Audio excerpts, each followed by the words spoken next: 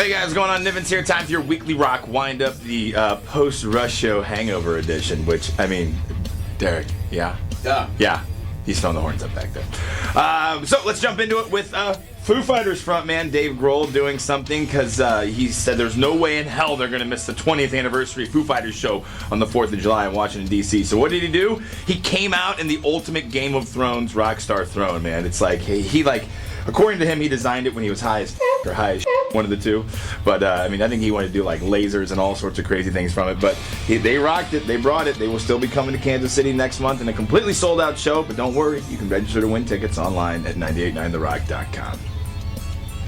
Well, the sad saga of estranged AC/DC drummer Phil Rudd comes to a close this week as he was sentenced to 8 months, basically home probation. Better than what he was going to get. There was talk, I think, of like 7 years in jail for threatening to kill somebody. According to his son, he's been battling a wicked drug addiction, methamphetamines, and I think cocaine as well. So he, when he gets all hopped up on the drugs, man, when he gets all hopped up on the smack or whatever, turns into a completely different animal, and hopefully then he'll be able to come out of this. Still, I don't think that he's actually chatted with anybody in the AC/DC camp. I think they've kind of moved on, given the severity of the situation, but finally come to a close. Remember, kids, hugs, not drugs.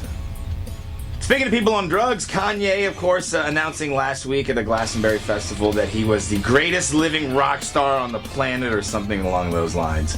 But Corey Taylor, out in support of his new book, You're Making Me Hate Me, did a little promo video this week letting Kanye know that you're not, in fact, the greatest living rock star on the planet. You're not.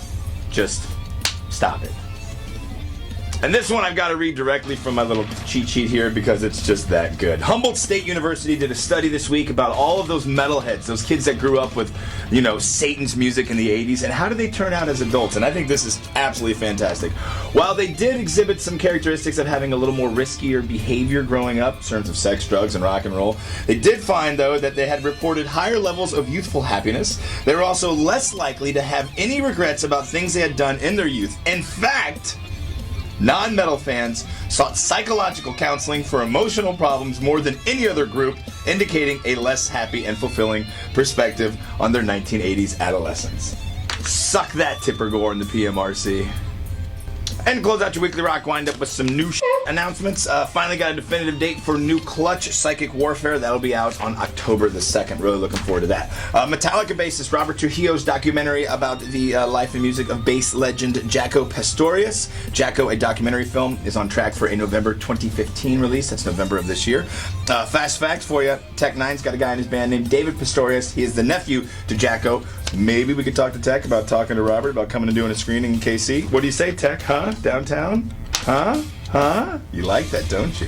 The Dead Weather is set to return with Dodge and Burn. Of course, that's got Jack White and Alison Mosshart from The Kills. As of right now, no touring dates planned. I really do hope that they do get on the road because that's a fantastic band right there. The Funny or Die presents Oddball Comedy and Curiosity Festival. Tickets are on sale as of right now. That'll take place Friday, August the 28th at Starlight, starring Aziz Ansari as well as Amy Schumer. And then there's notable comedians like Anthony Jeselnik, Jeff Ross, and a guy named TJ Miller, which I'm sure you all are very familiar with. And as many of you know, my gal is in a burlesque revival, in a burlesque group, and they're wanting to get you a pair of passes. You want to win a pair of passes? All you have to do is follow them on Twitter at Burlesque Rock KC.